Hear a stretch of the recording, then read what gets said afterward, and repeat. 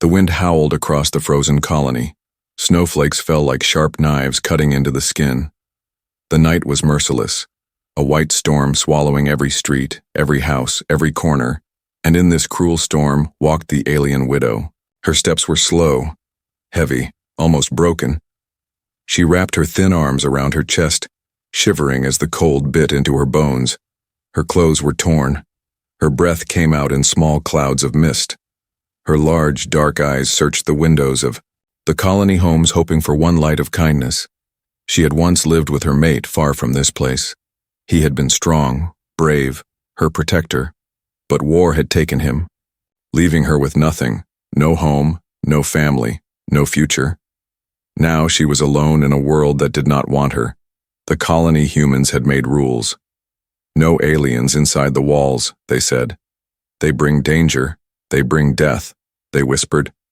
But still the widow had entered, desperate, she had thought. Maybe, just maybe, someone would show mercy. She reached the first door. Her hands trembled as she knocked. The door opened just a crack, and a woman stared with wide, fearful eyes. The widow begged with her voice, though her words were broken. Please. Cold. Need shelter? She whispered. But the door slammed shut, and the lock clicked. The widow lowered her head and walked on. The second door. A man answered this time. He looked at her torn clothes, her trembling body, and his face hardened. No, he said, shaking his head. We don't want your kind here. The door shut and the light inside vanished, leaving her in the dark again. The storm grew worse. Snow piled on her shoulders, freezing her hair. Her legs weakened, each step heavier than the last. Her heart ached, not only from the cold, but from the cruel rejection. She was not dangerous. She was only a widow, broken and alone. But no one cared. She stumbled to the third house, her knuckles rapped on the wood. A child peeked through the window, gasped, and pulled the curtain closed. The widow did not even wait for the door this time. She turned away before the rejection could strike again. Tears froze on her cheeks as she walked on. Her body screamed for rest, her vision blurred, and she nearly fell to her knees. She found a broken piece of metal near an abandoned shed. Curling under it, she tried to block the wind. Her hands shook as she hugged herself, trying to hold in the last bit of warmth. Her thoughts drifted to her mate, to the life they had shared before the war. She whispered his name into the night. Though no one heard, her voice was weak, her hope fading. The colony around her was quiet. Families sat inside their warm homes, fires burning, food on their tables, and outside, just a few steps away, a widow slowly froze in the storm. Her body trembled violently, then slowed. Her breath grew shallow, her eyelids heavy. She thought, this is the end. The stars above blurred, hidden by snow. The world was closing in on her, but then, light. A faint glow spilled into the night from one small house at the edge of the colony. The widow opened her eyes weakly, her vision catching the flicker. A door creaked open, and a man stepped out. His face was tired, marked by years of labor. He wore a thick coat, his eyes sharp but filled with something different from the others. Not fear, not hate. He looked at the figure curled under the metal, half buried in snow. His heart pounded as he realized what she was. An alien, yes, but more than that, someone about to die. He stood there, torn between the rules of the colony and the pull of his own conscience. He remembered the warnings. Do not let them in. Do not speak to them. They will bring ruin.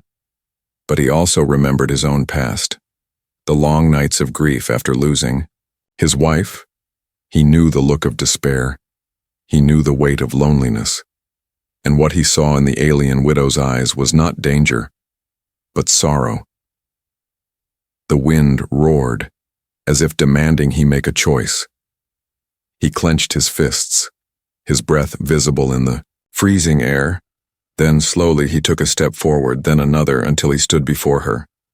Her lips moved, but no sound came out. Her eyes closed, her body slumping as the cold claimed her strength. The man bent down, his hands brushing away the snow covering her shoulders.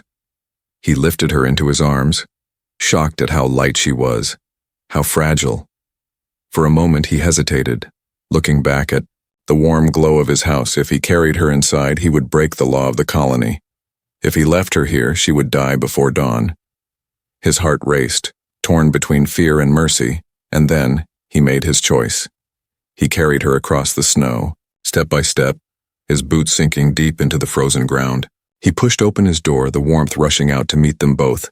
The moment the door shut behind him, the rules of the colony were broken. The man had saved an alien widow, and nothing in his life would ever be the same again. The room was small but warm. A fire crackled in the corner, casting long shadows across the wooden walls. The human man placed the alien widow carefully on a thin bed, her body trembling under the layers of ice clinging to her skin. Her breathing was shallow, every exhale a faint cloud in the air. For a moment he feared he was too late. He rushed to the fireplace, tossing more wood onto the flames. The fire grew brighter, filling the room with heat.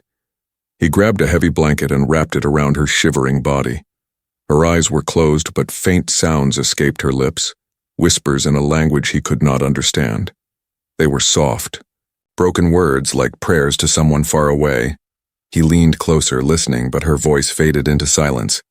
She looked fragile, so different from the fierce alien soldiers he had once fought in the war. This was not a warrior, not a threat. This was a widow, weak and alone. The thought twisted something inside his chest, a memory he had long tried to bury. The man's name was Elias. Years ago, he had been a soldier on the front lines. He had seen the fire of battle, the hatred between human and alien. He had lost comrades, lost friends, and finally, lost his wife when the colony itself turned cold and cruel. Since then, his house had been silent, filled only with tools, engines, and the hum of machines he repaired for a living. But now there was a sound he had not heard in years, a faint, living breath that was not his own. Slowly, the widow stirred, her eyelids fluttered, and her dark eyes opened just a little. She saw the fire, the strange room, and then him, standing by the bed.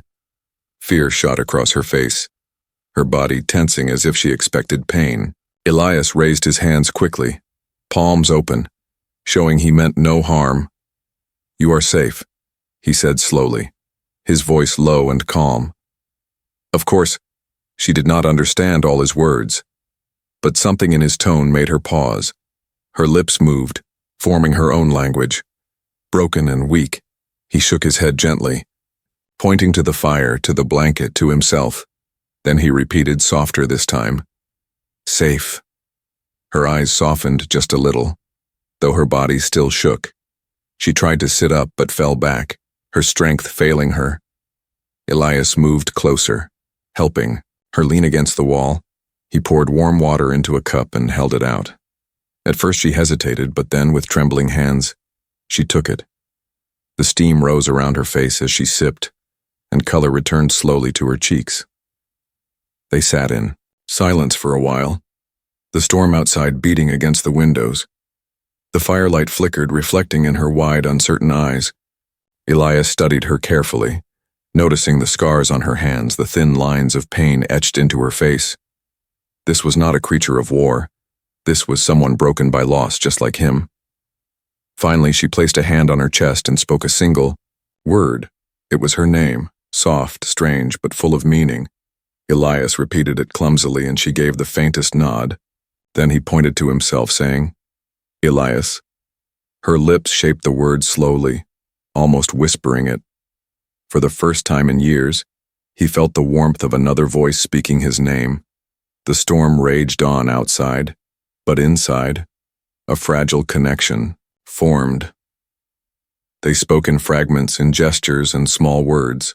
She pointed to the sky, then to her heart, her face shadowed by grief.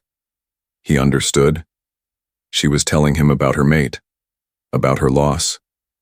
He nodded slowly, his own eyes heavy with memories. He told her of his wife, gone too soon. Though neither fully understood the other's language, their hearts understood the weight of loss. But even as warmth filled the room, danger pressed close from the outside. Elias knew the colony had strict Laws, if they discovered her here, they would accuse him of treason. He looked at her again, weak and broken but alive, and he whispered to himself, they would let her freeze. His hands clenched. He could not let that happen, not again, not while he still had breath. A sound outside made him stiffen. The crunch of boots in the snow, faint voices carried by the wind. He moved quickly to the window, pulling the curtain back just a little. 2 figures walked past, lanterns glowing in the storm. Neighbors or maybe colony guards. He stepped back, his heart racing. If they looked inside, if they saw her, everything would be over. He turned to the widow, who was watching him with wide, worried eyes. He pressed a finger to his lips, a simple sign for silence. She nodded weakly, pulling the blanket closer, trying to hide her alien features in the shadows. The footsteps grew louder, pausing just outside. For a long moment, Elias held his breath, his ears filled with the pounding of his own heart. The voices faded, the lantern light moved away. Only then did he breathe again, his hands shaking. He turned back to her and she looked at him with something new in her eyes. Trust.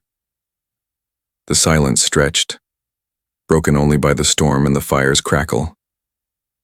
At last, Elias sat beside her, the weight of his choice settling deep. He had opened his door to an alien widow, and now he could never turn back. The storm raged through the night, but inside Elias's small home, the world felt different. The fire burned steady, filling the room with light and warmth. The alien widow sat close to the flames, wrapped in the thick blanket, her eyes fixed on the glowing embers. Her body still trembled from the cold, but slowly strength began to return. Elias watched her carefully from across the room. He could not forget the fear in her eyes when she first woke. It was the same fear he had once seen in soldiers, in refugees, in anyone who had lost everything. But there was something else in her gaze too. A question, a fragile hope. She was waiting to see if he would betray her. He moved quietly, placing a plate of bread and dried meat on the table. The smell filled the air, and her eyes followed every movement. She hesitated, her hand tightening around the blanket. Elias pushed the plate toward her gently, nodding once. Eat, he said slowly, pointing at the food. For a long moment she did not move, but then hunger overcame fear. She reached forward with shaking fingers. She tore off a piece of bread, tasting it carefully. A small sound escaped her lips, almost a sigh of relief. For the first time, Elias saw her shoulders relax, even if just a little. They sat in silence, broken only by the crackle of the fire. She ate slowly, as though each bite was a treasure. Elias watched, his mind full of questions. Why was she here, alone, wandering the colony at night? Where were her people, her home, her safety? But he knew the answers might wound her, so he stayed quiet, letting her speak first. At last, she placed a hand on her chest again. She spoke her name, soft but clear, repeating it so he would not forget. Elias nodded, repeating it carefully. This time she did not flinch. Instead, she gave the faintest smile, a sad but living smile. It touched something inside him, a place that had been empty for years. Then, she pointed to the fire, to the stars beyond the window. Her words came slowly, broken, but her meaning reached him. She told him of the war, of her mate who had gone to fight and never returned. Her voice trembled as she spoke, her eyes filling with tears that caught the firelight. Elias felt a heaviness in his chest. He thought of his wife, the day she had died, the silence that had followed. 2 different lives, 2 different worlds. Yet their pain was the same. He whispered his own story in return. He spoke of the battles he had fought, the comrades lost, the wife taken by sickness. Though she could not understand every word, she listened. Her eyes softened as she heard his voice. And somehow, in the quiet exchange, 2 broken hearts began to understand each other, but outside the colony stirred. Rumors spread quickly in a place this small. Whispers traveled from house to house. Someone saw shadows in Elias's window. They say he took something in during the storm. Suspicion grew like fire in dry grass. The colony elders began to ask questions, and though Elias did not know it yet, danger was moving closer to his door. That night he showed her the small workshop in the back of his house. Tools and machines lined the shelves, pieces of metal and wires scattered everywhere. It was his world, the place he spent his days repairing engines and broken machines. Her eyes widened as she touched the tools, her long fingers tracing the shapes. She pointed at a broken lamp, lifting it carefully. Elias watched as she studied it, turning it over in her hands. Then, with surprising skill, she adjusted the wires, fitted the pieces together. The lamp flickered and came alive with light. Elias blinked in surprise. She looked at him, her face calm, as though saying, "I am not only a burden." From that moment, the air between them shifted. She was no longer just a guest, no longer just someone he had saved. She was part of the house, part of the life within its walls. She fixed small things in silence, little repairs that Elias had ignored. The chair, with the broken leg, the loose hinge on the door. Her hands worked carefully as though creating order in the chaos gave her purpose. Elias felt something he had not felt in years, not just pity, not just grief, but connection, fragile and dangerous. He knew if anyone discovered her, both of them would pay the price. The colony would not forgive. They would call him a traitor, an enemy to his own kind. But when he looked at her, weak but trying, broken but alive, he knew he could not turn her away. The night stretched on. Outside, the wind carried whispers of suspicion. Inside, two lives, once strangers, now shared the same fire, the same silence, the same fragile hope. And as Elias watched her fall asleep by the warm glow, a thought grew in his mind like a storm on the horizon. How long can I keep her hidden? Morning came slow to the frozen colony. The storm had passed, but the snow lay heavy on every roof and path. People stepped out of their homes, brushing frost from doors. Clearing ice from steps, the colony looked calm. But beneath that calm was a new noise. Whispers. They spoke of Elias, the quiet mechanic who lived at the edge of the colony. Someone saw him outside in the storm. One voice said, "He carried something into his home." Another added, "What was it?" came the answer. "Not what." The voice lowered. "Who?"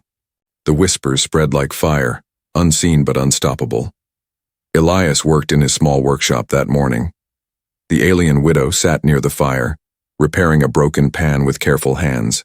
They had settled into a rhythm. She worked silently. He fixed engines and tools, but both knew the peace was fragile. Her eyes often flicked toward the window as if she could hear the voices outside. Her instincts told her danger was close. Later that day, a knock sounded at the door. Elias stiffened, his heart racing. The widow froze, her hands tightening around the pan she held. The knock came again, louder this time. Elias opened the door just a little, and two men stood there. Neighbors, faces cold, eyes sharp. "Elias," one said, "we heard you were awake late last night." The other leaned forward, sniffing the air, looking past him into the house. "What were you doing in the storm?" Elias kept his face calm, though inside his chest thunder roared. "Fixing an engine," he replied, his voice steady. "The storm nearly broke my roof." The men exchanged a look. "You should be careful," one said slowly. "These are dangerous times," the other added.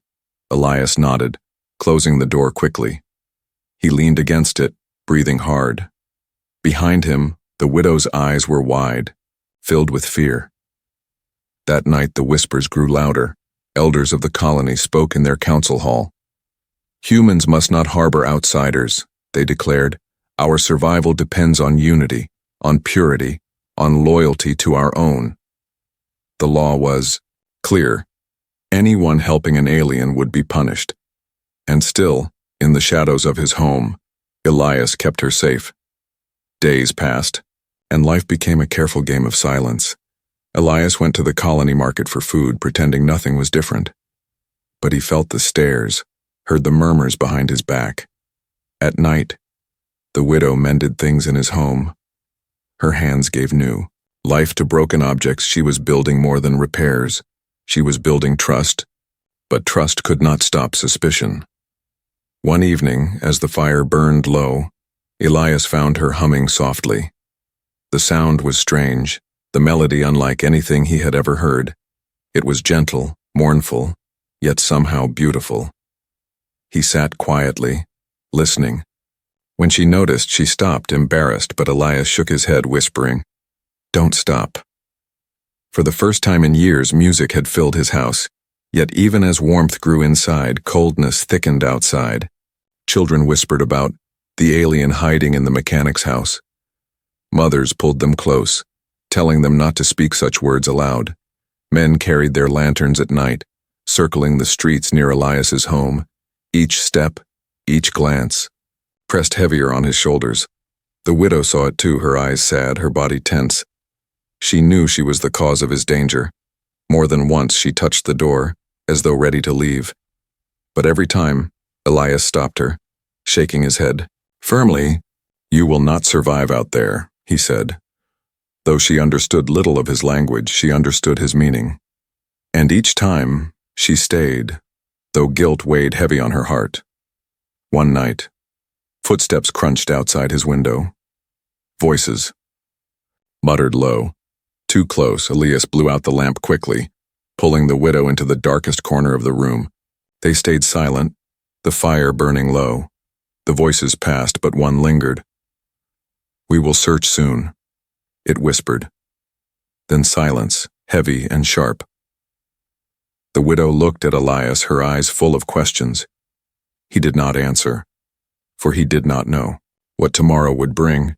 But inside he felt the noose tightening. The colony was not blind, not deaf. They would come, and when they did, he would have to choose. Still, as the fire flickered one last time before dying into ash, Elias saw her lean her head against the wall, exhausted, her face soft in the shadows, her breathing steady, and he thought of the strange path his life had taken, from silence and loneliness to this fragile bond with someone forbidden. He wondered if fate had given him a test, or if fate had simply given him a second chance at humanity. Outside, the whispers of the colony grew sharper, louder, crueler. Inside, Elias whispered only to himself, "I will protect her."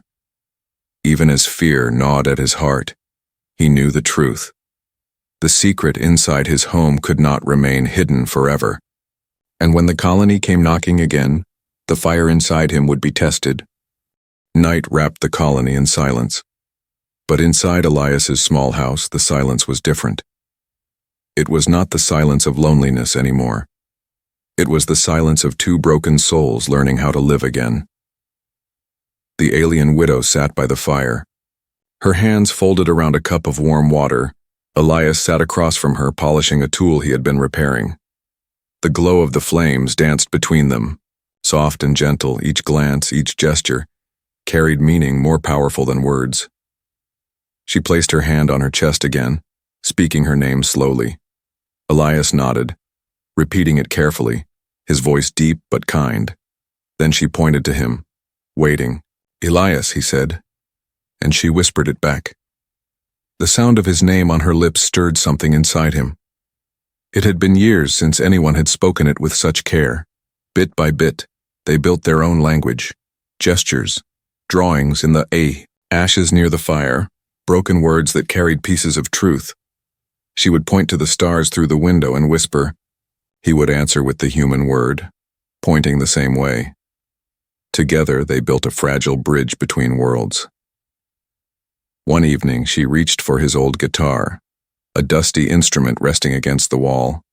Elias had not touched it in years. He froze. As she held it gently, her fingers brushing the strings, a soft note filled the room, awkward and broken. But her eyes lit up and she tried again. The sound grew into a tune, simple, trembling, yet alive. Elias watched, stunned. His heart pulled into memories of his wife singing long ago. The widow looked at him as if asking permission. Slowly, he nodded and she played. a strange alien hum mixed with the guitar's low sound. Music was born in that quiet home, fragile but beautiful. Afterward, she placed the guitar down and touched her heart. Her eyes shone with tears as though saying, "Thank you for letting me breathe again." Elias swallowed hard, blinking back his own memories. For a long time, neither spoke. But in that silence, something deeper grew. Outside, however, shadows thickened. The colony elders had spread their law like a blade. Any human who helps an alien is guilty of betrayal. Posters hung on walls, warnings whispered in markets. Children repeated the words as if they were lessons. Fear was shaping the colony, and Elias felt the weight every time he stepped outside. One night, as snow drifted gently, the widow pointed to the sky again. She drew two shapes in the ashes with her finger, one large, one small. Then she crossed one out, leaving only the smaller shape. Her eyes glistened with sorrow. Elias understood. She had lost her mate, and now she carried only herself. He reached out, slowly placing his hand over hers. She looked at him in shock but did not pull away. Their eyes met, and, in that single moment, two lives touched. Not human and alien, not enemy and enemy, but widow and widower, broken and alone. The fire burned low, and the night grew heavy. Elias spoke softly, telling her of his wife. He used simple words, pointing to himself, to his heart, to the empty chair in the corner. Though she did not understand every word, she felt the ache in his voice. Tears formed in her eyes, and she reached forward. Her fingers brushed his hand, a silent answer to his pain. That night, they sat, close to the fire, two shadows in the dark, bound by grief, bound by hope. Neither spoke, but their silence was no longer empty. It was filled with a bond no law could erase. But danger crept closer with every passing day. The whispers outside grew sharper. Neighbors avoided Elias in the streets, some glaring, some shaking their heads. The colony's fear was turning into anger, and anger always needed a target. At the council hall, the leader raised his voice. "Humans must protect humans," he declared. "Anyone who betrays this law will face exile." The crowd murmured in agreement. Fear had turned into fury, and fury had found its focus. Back in his small house, Elias looked at the widow as she slept near the fire, her breathing soft, her face peaceful. For the first time in days, he knew the storm outside was not of snow this time, but of people. They would come soon. He could already feel it in the cold weight pressing on his chest. Still, as he watched her sleep, he whispered to himself, "I will not let them take you." The words were soft, a promise carried into the fire's dying glow. He leaned back, in his chair, exhaustion pulling at him. But even as his eyes closed, his hand stayed near the old rifle hanging on the wall, not as a weapon of war, but as a shield. For in the bonds they had built in the dark, he had found something worth protecting, and he knew when the colony came he would stand against them, not as a soldier, not as a traitor, but as a man who had found his humanity again. The days of quiet did not last. Though Elias and the widow lived in shadows, the colony's whispers had become sharp like knives. Every market trip, every step, in the street he felt their eyes. They no longer spoke greetings, no longer offered trade. They looked at him as though he carried a sickness. One evening, as snow drifted soft and heavy, Elias returned home with food. But before he reached the door, he noticed a shadow moving near his house. Someone had been watching. He tightened his grip on the basket and walked inside quickly. The widow met him with a worried look. She could see the fear in his eyes even without words. That night they ate in silence. The fire burned low, and the air felt heavy. The widow traced lines in the ashes again, trying to distract herself, but Elias could not relax. He knew something was coming. The colony had patience only until fear demanded blood. The next morning the knock came, not gentle, not polite. It was the heavy strike of fists against wood. The widow froze, her hands trembling. Elias's heart pounded, his breath tight in his chest. He stood, moving to the door, rifle leaning nearby just in case. When he opened it, 3 guards stood outside. Their faces hard as stone. Elias, the tallest one, said, "We have orders to search your home." Elias clenched his jaw, forcing his voice steady. "For what reason?" he asked. The guard sneered. "There are rumors, and rumors must be silenced with truth." Before Elias could answer, they pushed past him, stepping inside. The widow darted back, her blanket clutched tight around her shoulders. Elias moved quickly, blocking their path. "You have no right," he said firmly, but one of them shoved him aside. They began tearing through the room, overturning chairs, opening cabinets. The firelight shook as shadows filled the house. The widow slipped into the back, her steps soundless. She found the small basement hatch Elias had once shown her. She crawled inside, pulling the cover closed above her.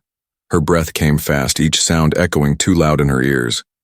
She curled against the cold wall, whispering her mate's name, praying for silence. Upstairs, Elias fought to stay calm. "Enough," he growled. "You will not destroy my home." But the guards ignored him. One threw the table aside. Another ripped open the storage chest. The tallest one smirked. "If you hide her, Elias, the colony will see you as one of them." Elias's fists clenched, fury burning.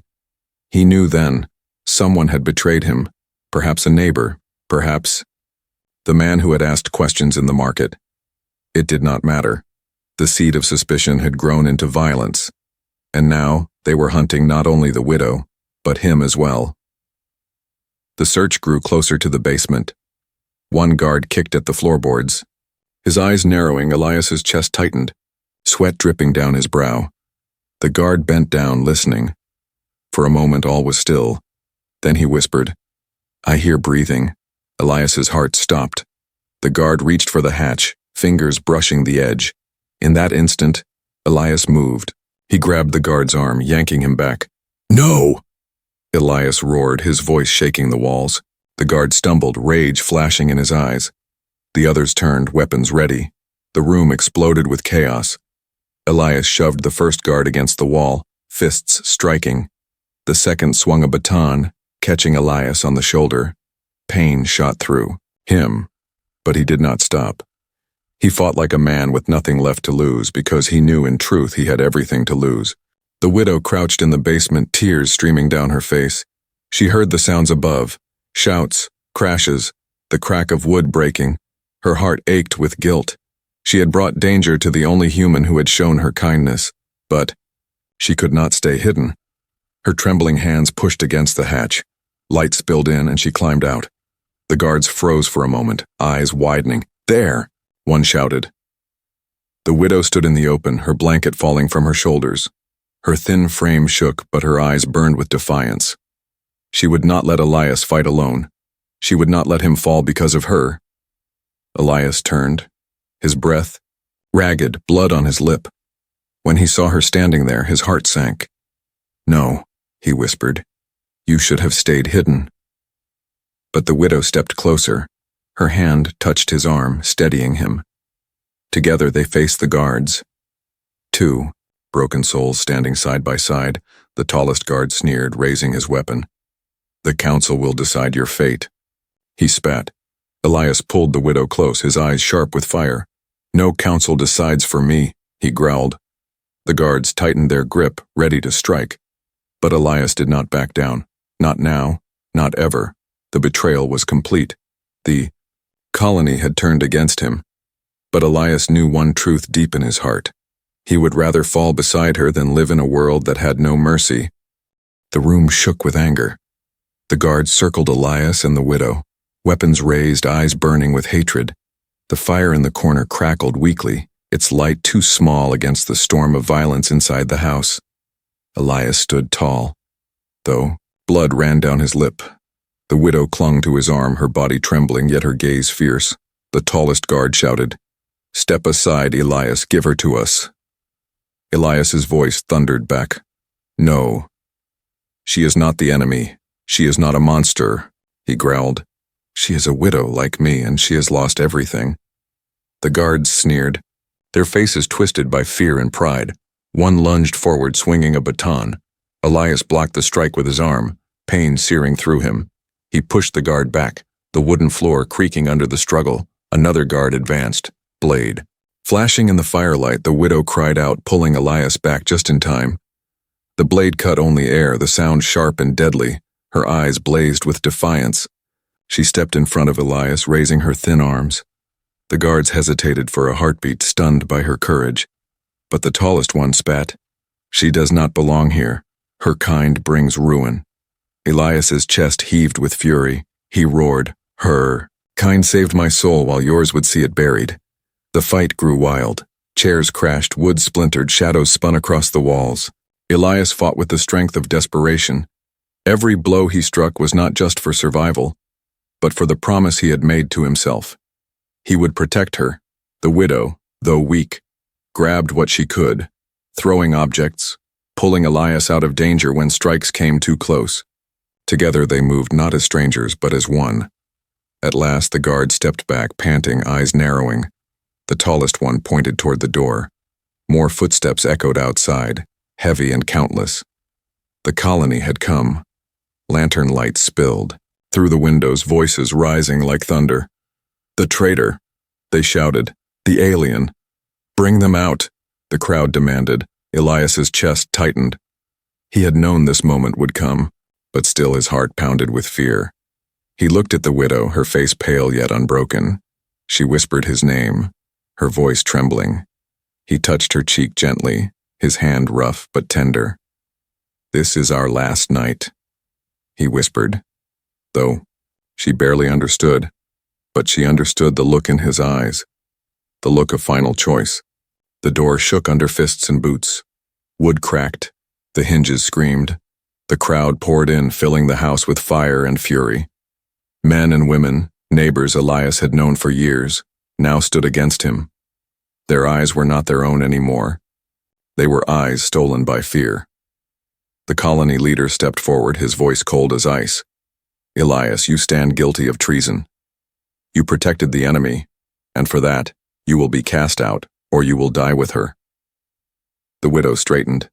Stepping beside Elias, her hands clenched, her shoulders squared. She spoke in her own language, her voice rising above the noise. The words were unknown to the humans, but her meaning was clear. She would not run, she would not bow, she would stand in the open, even if it meant death. Elias felt pride swell inside him. He turned to the crowd, his voice carrying through the chaos. "You call her enemy," he shouted, "but she is no more enemy than I am. She lost her mate, I lost my wife, we are the same, and yet you would kill her for the shape of her face." Some faces in the crowd shifted, guilt flickering like sparks in the dark, but the leader's voice cut sharp.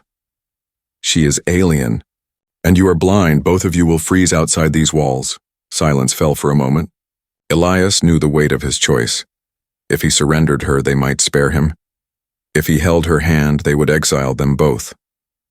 He looked at her again, her dark eyes shining with courage, and in that moment, the choice was no choice at all. Ikwang reached out and took her hand, gripping it firmly. The crowd gasped. The leader's face twisted with rage, but Elias's voice was steady. "Then we will freeze together, but we will freeze as people, not as monsters." The guards dragged them out, snow biting at their skin. The colony's gate creaked open, the storm howling beyond. They were pushed into the white night, the gate slamming shut behind them. The cold hit hard, fierce and cruel. The widow stumbled, but Elias held her close, his arms strong around her shoulders. They walked into the storm, step by step. The snow swallowed their figures, but they did not let go of each other.